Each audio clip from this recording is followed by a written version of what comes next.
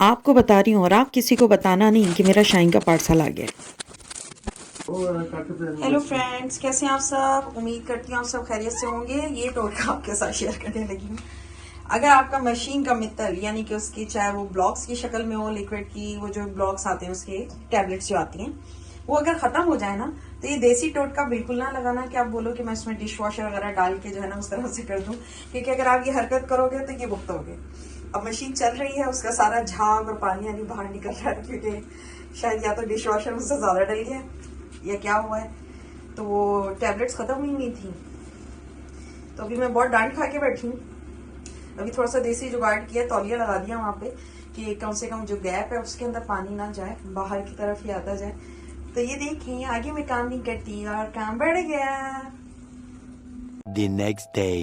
अस्सलाम वालेकुम, your host प्यारी दोस्त शाजी शाहिद नए व्लॉग के साथ हाजिर है। कैसे हैं आप सब? उम्मीद करती हूँ आप सब खैर खैरियत से होंगे। तो जनाब, रात का कारनामा तो आप देख ही चुके हैं कि मैंने डिश वॉशर के अंदर जो है ना टोटका अपनाया, यानी कि देसी नुस्खा अपनाते हुए उसमें मैंने घर से ही लिक्विड डाल दिया, क्योंकि टैबलेट ख़त्म हुई हुई थी। तो अंजाम आपने देख लिया है।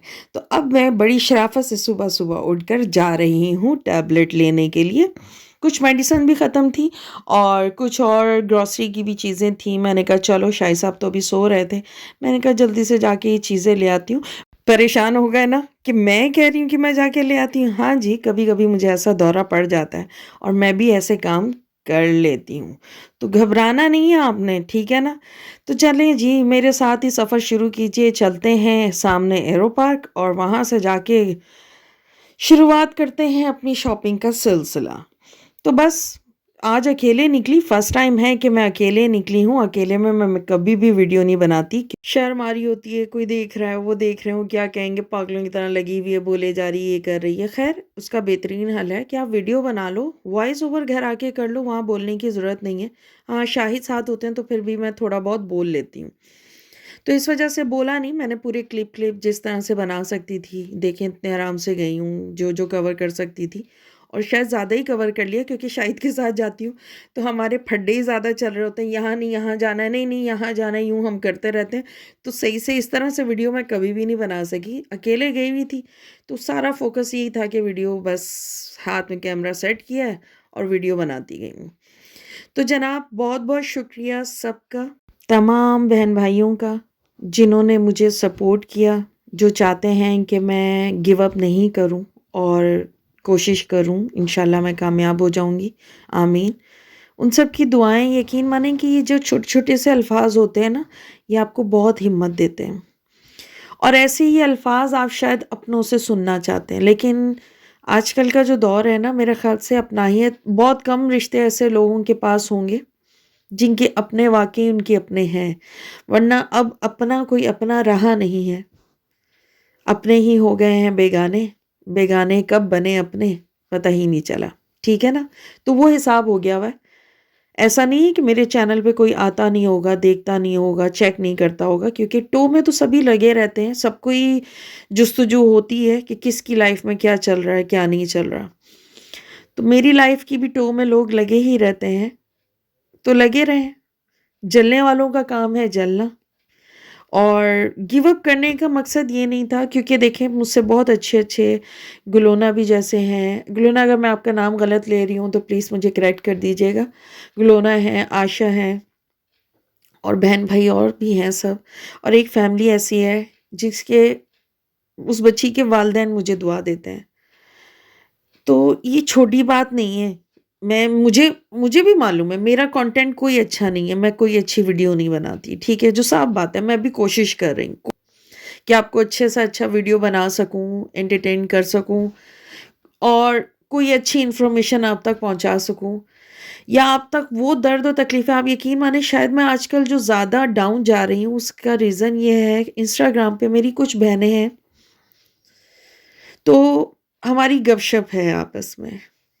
तो वो जब उन्होंने मुझे अपनी प्रॉब्लम्स बतानी शुरू की ना, यार, उनकी प्रॉब्लम सुनकर मुझे ऐसा फ़ील हुआ कि मुझे तो ज़िंदगी में दुःख है ही नहीं। क्योंकि जब मैंने उनकी तकलीफ़ें सुनी ना, तो मुझे हुआ कि यार, बस मैं क्या बोलूँ आपको कि मैं इमोशनल हो जाती हूँ। उन सब ने मुझसे ख्वाहिश ज़ाहिर की हुई है कि मैं उनकी स्टोरियाँ आप तक पहुँचाऊँ, कि अपने अक्सर ऐसा सलूक करते हैं। मैंने कहा बहन अब मैं इसे क्या बोलूँ कि हम भी अपनों के डसे हुए हैं, लेकिन वो अलग बात है कोई कह देता है, कोई नहीं कहता। तो उनकी वो तकलीफ़ें सुनकर तो मेरा ना सर चकरा गया। यकीन माने कि मैं ना स्ट्रॉन्ग हूँ, मैं बहुत स्ट्रॉन्ग हूँ। लेकिन जब इस तरह से कभी किसी की तकलीफ़ सुनती हूँ ना, तो मैं बहुत सेंसिटिव हो जाती हूँ। अपने साथ हुई हुई ज़्यादतियाँ या अपने रिश्तेदारों के रवैये मुझे वो धुंधलाने शुरू हो जाते हैं जब मैं दूसरों का सुनती हूँ, मैं जो उनके रिश्तेदारों ने किया हुआ है। कहते हैं ना कि दूसरे का दुःख सुन के फिर आपको एहसास होता है कि यार मेरा दुःख कम है, उसका दुःख ज़्यादा है, तो वो वाली बात है। तो मैं ना आजकल थोड़ा डल फ़ील कर रही हूँ। मेरे दिमाग में वो स्टोरीज़ चलती रहती हैं उनकी कि यार ऐसी-ऐसी चीज़ें भी दुनिया में होती हैं, ऐसे रिश्तेदार भी होते हैं, इतनी दुःख और तकलीफ़ें भी होती हैं। तो फिर हमने तो कुछ नहीं देखा।